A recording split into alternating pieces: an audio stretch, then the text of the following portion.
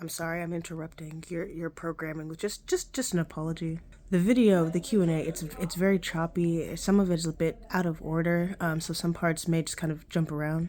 My mother, who so graciously filmed this, wasn't really focusing on getting like the entirety of the Q&A because she figured, the university said they were gonna post the entirety of it, so she wasn't too worried about filming it because she figured she'd just get to watch it again, which isn't the case. So my apologies that things aren't really cohesive and all the way through, but I still hope that you enjoy nonetheless, whether you got to see it in person or this is your first time getting to see it. I just thought that Professor Davis had some really amazing things to say that students need to hear right now. So, yeah, I hope you guys enjoy. Being with the microphone just to express how honored I am to share space with you right now in this moment, Professor. I mean, this university needs the beacon of light that you represent and the messages that you are able to amplify, especially now when hate has been given a national platform. So I just want to thank you. Yes, Karys.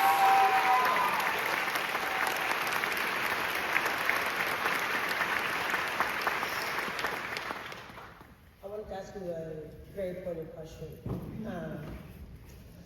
As myself as an organizer and activist on campus, I was advised not to talk about Palestine unless you spoke about Palestine. So you did. Yeah.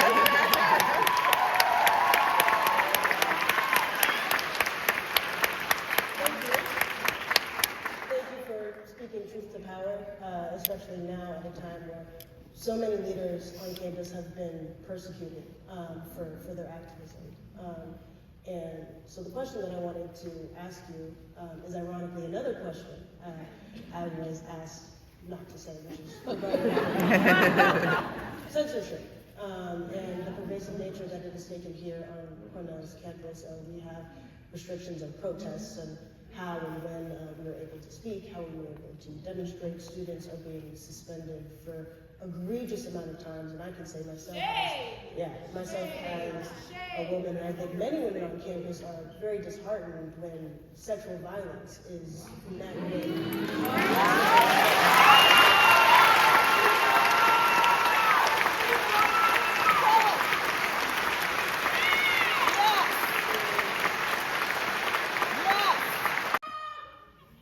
Absolutely.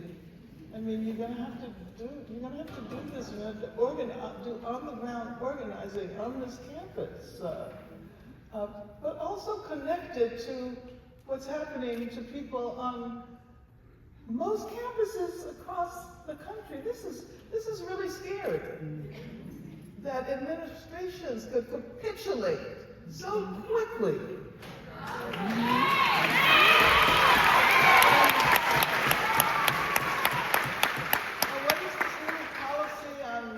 Kind of expressive. So basically, and this is, it affects all expressions of solidarity with people, even when students are protesting because we have been informed that the Ku Klux Klan would be welcome on this campus. Our ability to speak out is restricted. We can only protest between 12 and 1 because it's less disruptive. Megaphones and voice amplifiers, something like this. If I were to go out and say these exact words at, God forbid, 2 p.m., that is something that the university can use as a mechanism to repress our message and repress these students because frankly, a lot of students are very terrified to come forward and to speak and to be a part of a lot of movements that are happening on campus, specifically within the encampment, because there are so many restrictions put in place where the university is able to suspend us, get rid of our credits, make it so our immigration statuses, not our, but immigration statuses are affected. But be afraid. That's what Audre taught us. That being afraid doesn't mean that we can't act. We can do the work and still be afraid. And what attenuates that fear is the fact that we're not alone. If you do nothing, if you simply sit back and experience that fear, that is precisely how they want you to respond. That's right. But if you come together in your fear and you turn that fear into collective courage, which you can do, then believe me, their response will be very different. I mean, that's the only way to do it. And I really hope that those of you who have come out today to this Dr. King, Dr. King advocated direct action and organizing and all of that, and maybe that's what should come out of this gathering today. That you commit to those who have already suffered the consequences of repression, that you will stand up, you will stand with them. That's right. And you will let the administration know. You touched on so many things. I mean, I have a question about fascism, I have a question. So I guess to really narrow this down, which is my favorite. Okay, yeah, so what does fascism specifically mean to you? Because I feel like this word is used a lot, and I frankly agree that Trump is a fascist. But do you think that it is being used too liberally in today's conversations, or too conservatively? Do you think that people are not calling out fascism in many other places where we're seeing it be extremely prevalent, but they're maybe too afraid to express that? Well, we thought we had evicted fascism from the White House 4 years ago. Was that 4 years ago? But I'm afraid that there's no way to deny the fascist characteristics of the person and the administration that is currently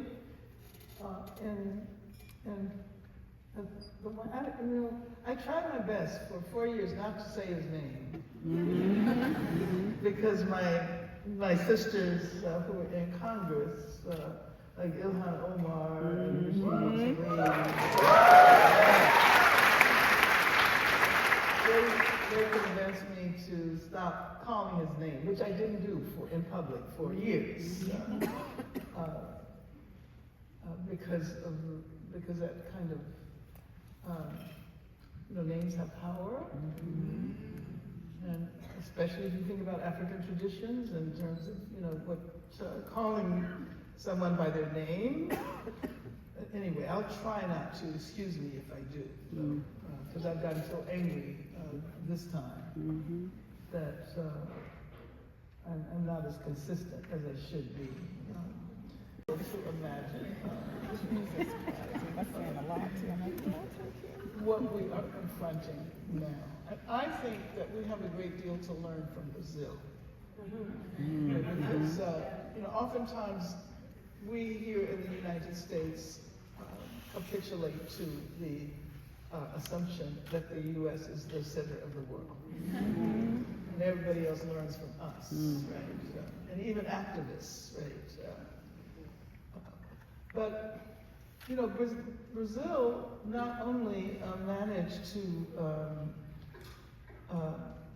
evict fascism from their government with the defeat of Bolsonaro, but they also elected someone who has been a socialist for a very long time. And largely as a consequence of movements that were led by black women in Brazil, and by black queer women.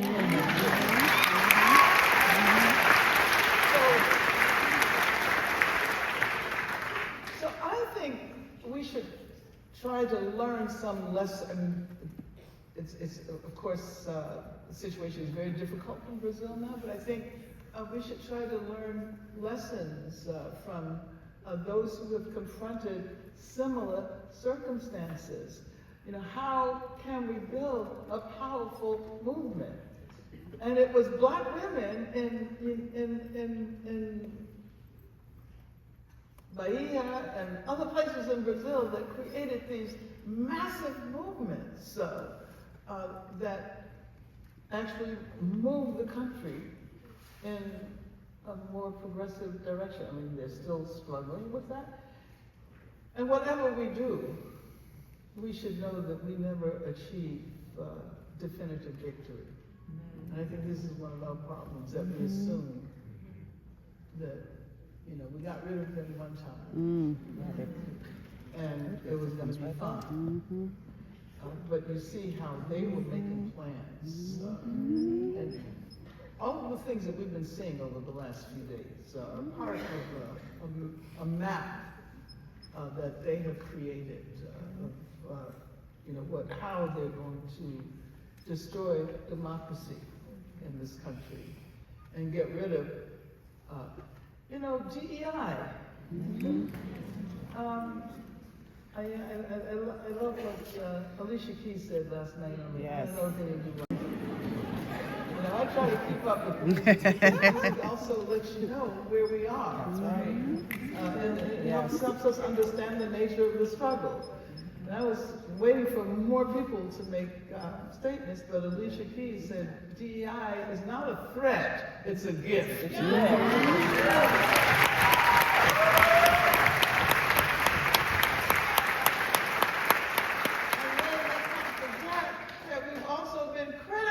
Of DEI because it doesn't go far enough.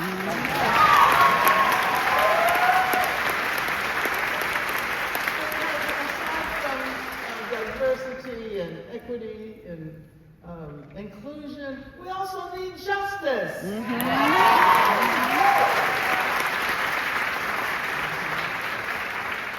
go on. I just got all done. Topics that you weren't supposed to talk about? I was strongly advised. I was strongly advised to avoid questions that would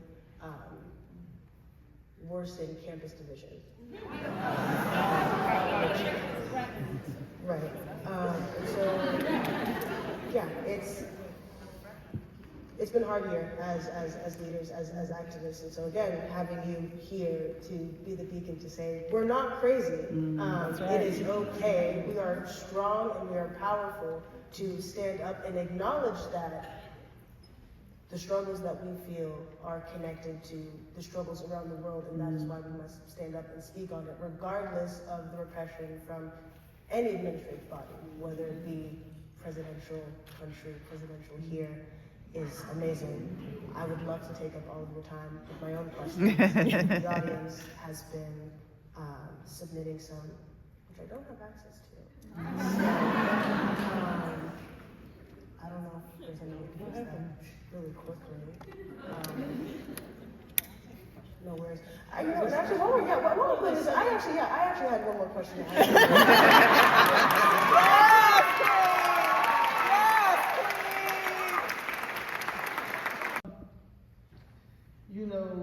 The racism that has been developing in this country for hundreds of years is at its core fascist. As a matter of fact, if we look at the German fascist regime, they learned a great deal from the southern United States. And South Africa was fascist.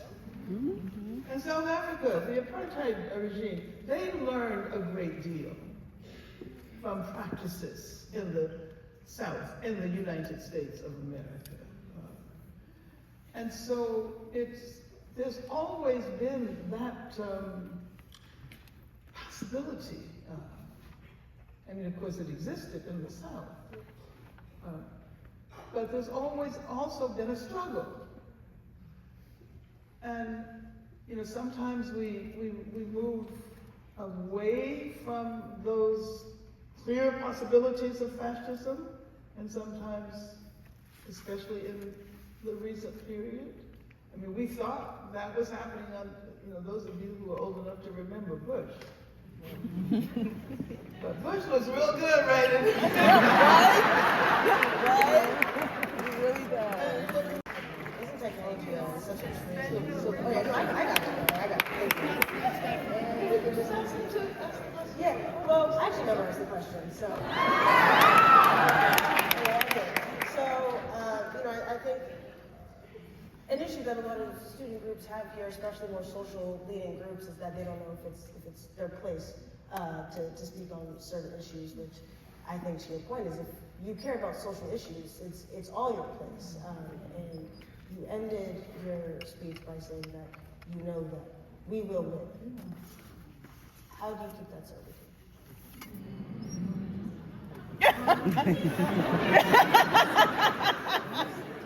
You know why?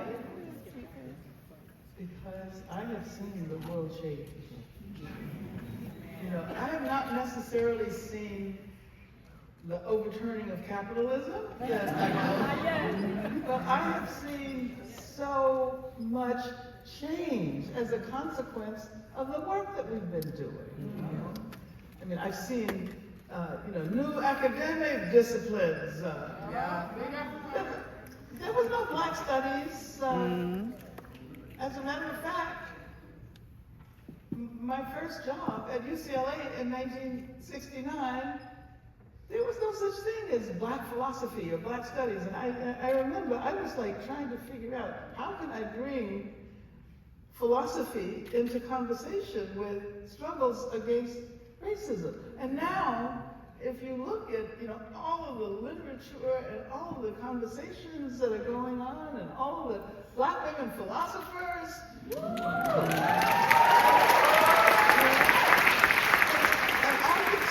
I could spend the next several hours just talking about how I never could have imagined this world.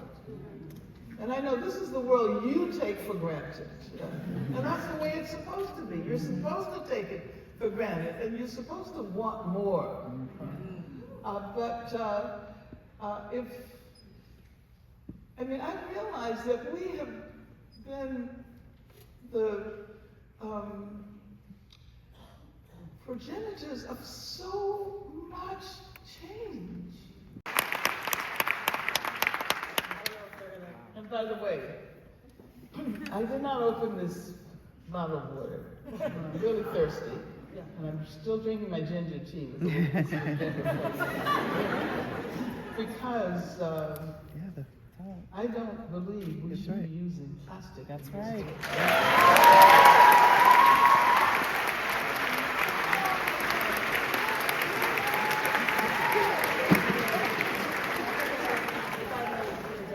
One more thing. We've had a Black faculty member on campus. His name is Russell Rickford.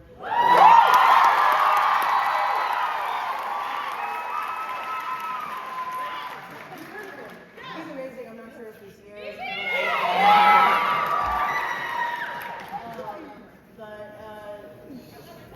He's...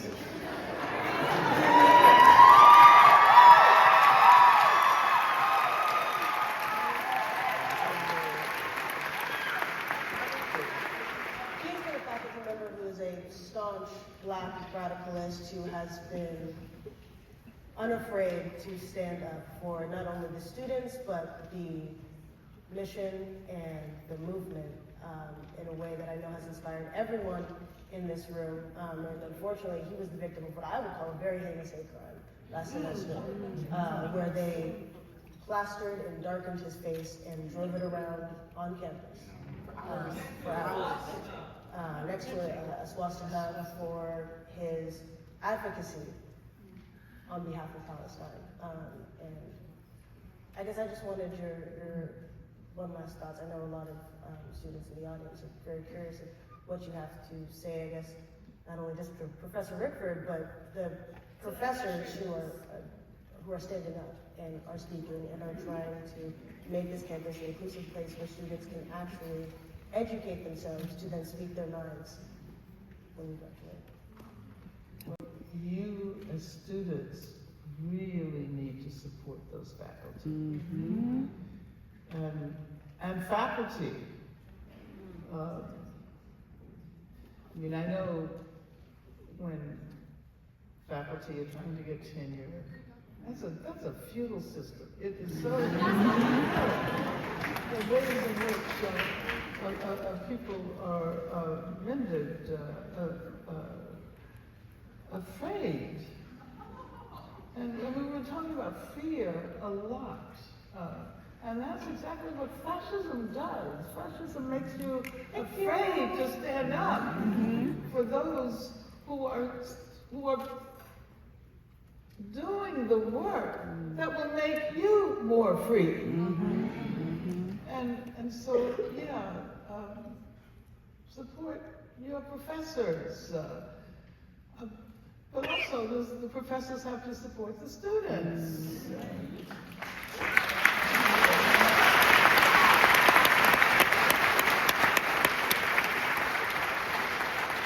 you have to support unions. We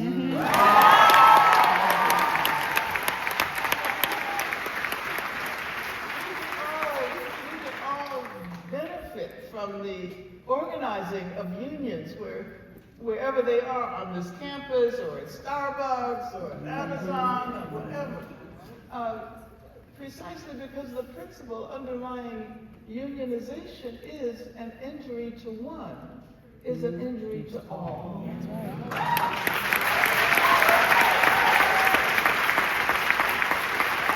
Does what we don't know help us to continue to move along this freedom trajectory? Because it's only by doing that that we will ever find out what we don't know. That's right. And and how freedom can be more expansive. Wow.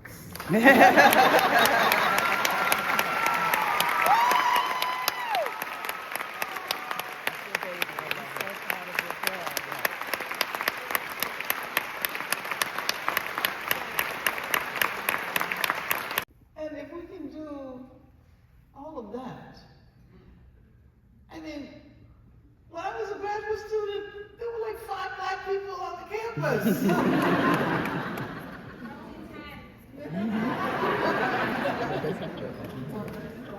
But you know, I do think it's important for us to celebrate our victories and acknowledge them, because it oftentimes feels like nothing has changed.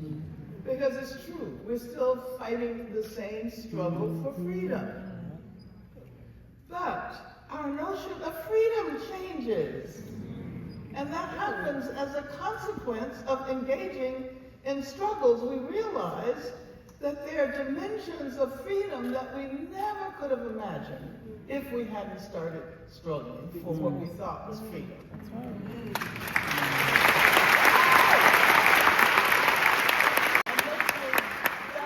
That is my faith in our capacity to make change. It may not be the change we envision, but that I always say, I'm kind of glad we didn't make the revolution we were fighting for in the 60s, because it wouldn't have been a good revolution. You know, it would have been a masculinist revolution.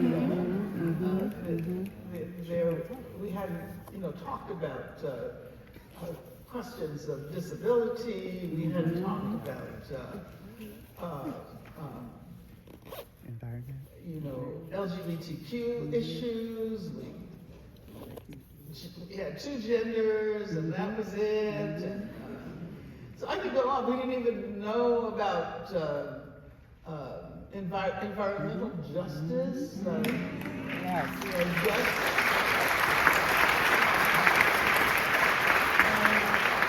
so there's so much more. But I am excited because I also know that there are aspects of freedom that I cannot even begin to glimpse right now, that will be brought onto our social justice agendas in the future. And that freedom is not a destination. You know, freedom is a practice, it's a process. It will, we will always discover that there's another way to be free. And we will always discover that what we did not know was what was most important at that time. Now let me put it this way. You know, we're always very excited to acquire expertise and to say we know this, we know that. But we never ask ourselves, what don't we know?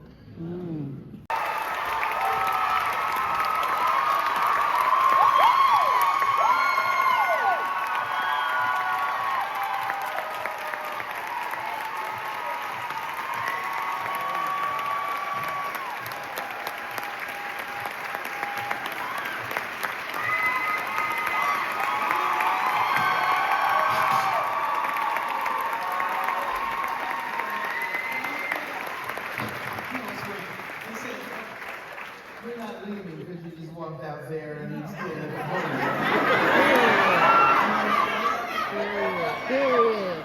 No, but we, it has to come to an end. That's right. And thank you so much. Yeah!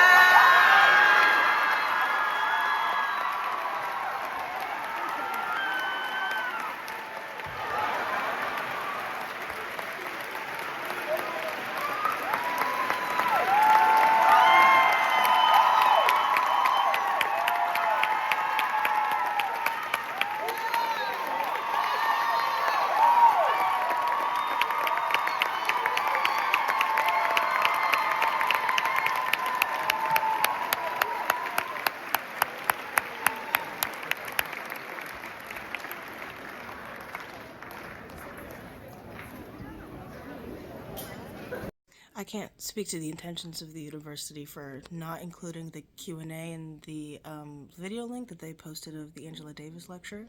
I do just find it really funny that, you know, there was a very pointed conversation about censorship, especially censorship regarding and surrounding students that, you know, want to talk about these frustrations that they have with the way that things are being handled at an administrative level at Cornell. Thank you again for watching the video. I'm sorry again that things were so choppy. I think Professor Davis's words were reminders to us all that Professor Davis's words are a reminder to us all. Resistance makes change. Using every channel that we can to push back against these mechanisms of power that are so determined to stifle anyone that talks about DEI, that fights for and advocates for what's right. We're on them! Anyways, that's all for me. Peace. Solidarity always.